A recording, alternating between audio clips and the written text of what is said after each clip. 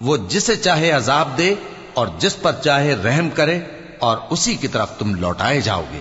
اور تم اس کو نہ زمین میں عاجز کر سکتے ہو نہ آسمان میں، اور نہ اللہ کے سوا تمہارا کوئی دوست ہے اور نہ مددگار۔ اور جن لوگوں نے اللہ کی آیتوں سے اور اس کے سامنے حاضر ہونے سے انکار کیا، وہ میری رحمت سے نا امید ہو گئے ہیں، اور ان کو درد دینے والا عذاب ہوگا۔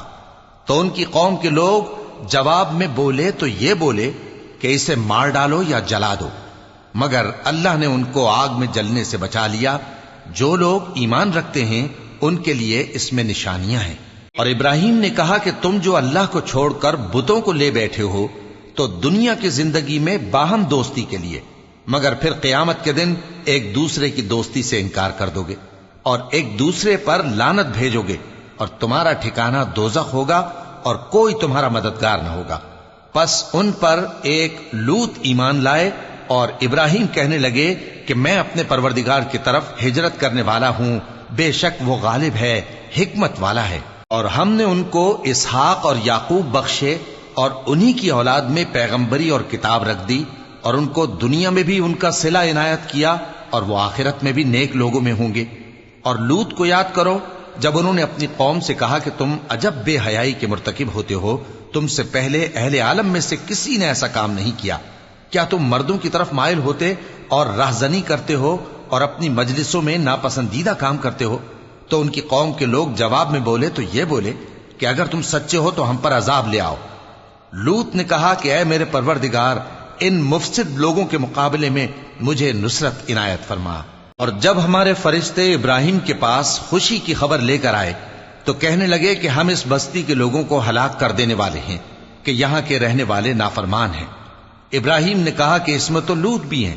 وہ کہنے لگے کہ جو لوگ یہاں رہتے ہیں ہمیں سب معلوم ہیں، ہم ان کو اور ان کے گھر والوں کو بچا لیں گے، بجز ان کی بیوی کے کہ وہ پیچھے رہنے والوں میں ہوگی۔ اور جب ہمارے فرشتے لوط کے پاس آئے تو وہ ان کی وجہ سے ناخوش اور تنگ دل ہوئے۔ فرشتوں نے کہا کچھ خوف نہ کیجیے اور نہ رنج کیجیے، ہم آپ کو اور آپ کے گھر والوں کو بچا لیں گے، مگر آپ کی بیوی کے پیچھے رہنے والوں میں ہوگی۔ ہم اس بستی کے رہنے والوں پر اس سبب سے کہ یہ بدکرداری کرتے رہے ہیں آسمان سے عذاب نازل کرنے والے ہیں، اور ہم نے سمجھنے والے لوگوں کے لیے اس بستی کی ایک کھلی نشانی چھوڑ دی۔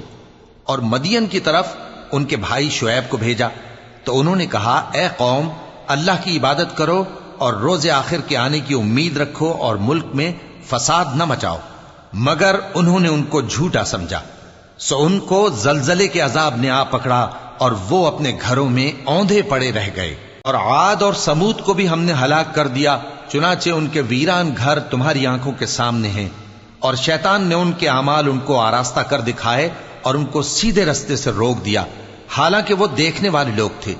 اور قارون اور فرعون اور حامان کو بھی ہلاک کر دیا، اور ان کے پاس موسیٰ کھلی نشانیاں لے کر آئے تو وہ ملک میں مغرور ہو گئے، اور وہ ہمارے قابو سے نکل جانے والے نہ تھے، تو ہم نے سب کو ان کے گناہوں کے سبب پکڑ لیا۔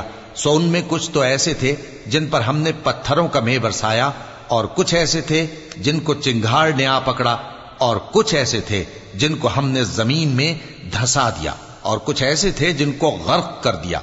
اور اللہ ایسا نہ تھا کہ ان پر ظلم کرتا، لیکن وہی اپنے آپ پر ظلم کرتے تھے۔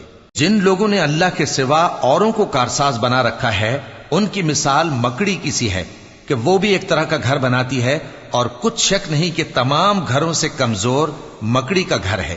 کاش یہ اس بات کو جانتے۔ یہ جس چیز کو اللہ کے سوا پکارتے ہیں، خواہ وہ کچھ ہی ہو، اللہ اسے جانتا ہے، اور وہ غالب ہے، حکمت والا ہے۔ اور یہ مثالیں ہم لوگوں کے سمجھانے کے لیے بیان کرتے ہیں، اور اسے تو اہل دانش ہی سمجھتے ہیں۔ اللہ نے آسمانوں اور زمین کو حکمت کے ساتھ پیدا کیا ہے، کچھ شک نہیں کہ ایمان والوں کے لیے اس میں نشانی ہے۔